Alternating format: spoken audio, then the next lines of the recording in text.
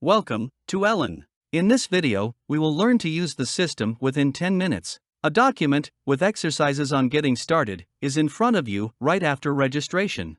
Unlike most systems, Elin does not have task cards. All tasks and information are in the text documents like those of Word or Google Docs. Each document's line is a task. Just wait for Enter to add a new one, as in a text editor. Tasks are structured in the form of an outline tree. We can unfold all tasks. We can fold them to the first level. We can unfold the branch of a specific task. And this is a task of decomposition method. Let's talk about it. Decomposition is the division of a complex task into simpler ones to get to specific and concise actions. Let's look at the example of the following task: get a visa for travel. Here we have subtasks.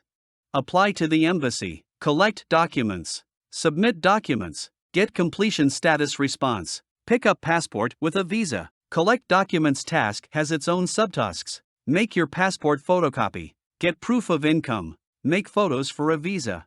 On the other hand, to get income certificate, you need to complete its subtasks. Request accounting's assistance and sign a certificate with the director. To move a task to the right, making it a subtask, use Tab. In reverse, use Shift-Tab. What do we have then? Writing down tasks and arranging them in a hierarchy is as easy as writing down text in regular notes. You can easily change information, one line at a time or in blocks, working with tasks as with ordinary text. Good! We have a clear plan for our mini project. We will mark progress by changing the statuses of the tasks. Let's switch to table view mode to see the statuses meaning. In order to focus on the task about visa, we can fold everything extra with Alt-F. Now all tasks are in the open status because it works by default. Suppose we have already signed up at the embassy. Set the task to closed via the status cell. It now is crossed out. Let's take on the task of passport photocopy. If I select in work, we'll see that the task status has changed and the line has become bold. The status of the parent task has also changed, and so it goes up the tree.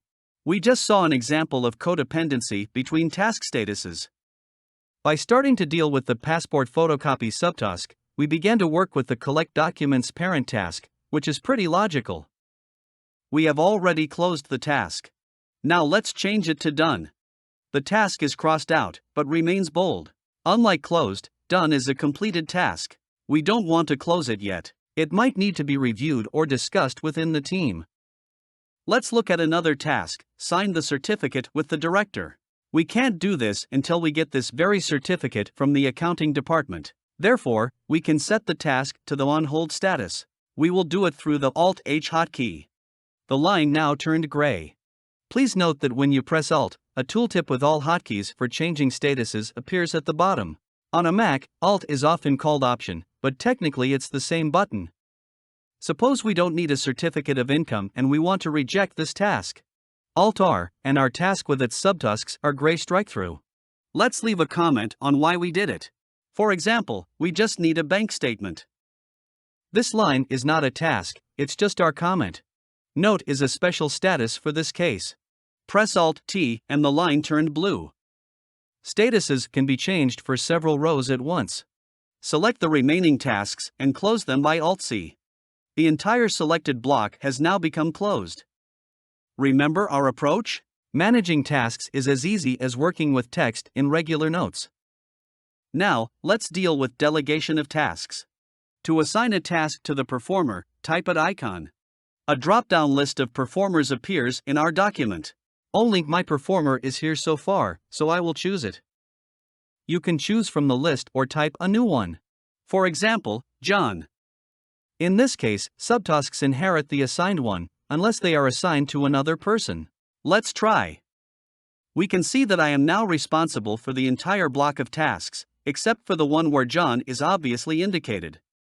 Having drawn up a plan this way, you can determine the areas of responsibility in the project in a few clicks, without complicated task cards and tons of extra fields. Simple and fast.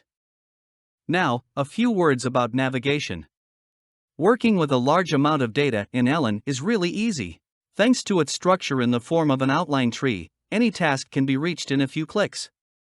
Here we have a big document. Let's find our passport photocopy task. 3 clicks, and we found the task. There is also a full text search. Trying. Found again. There is a filter system. The document can be filtered by statuses, assignees, and hashtags. Hashtags are added through the hash sign. You can specify several hashtags for one line at once. Turn on the filter panel. Let's suppose we don't need closed and rejected tasks. Apply. Part of the lines disappeared from the document. We select the tasks of a specific assigned person. There are only my tasks in the required statuses. Let's clean the filter. If we have lost the selected line, we can click the Scroll to Cursor button to return to it. Let's deal with the dates. Elin combines notes and events in a calendar. So, it is enough to write the date directly in the line to add a deadline to the task. Or you can click on the calendar icon and select a date. If you enter today's date, it will be blue. If you specify the past, it turns red.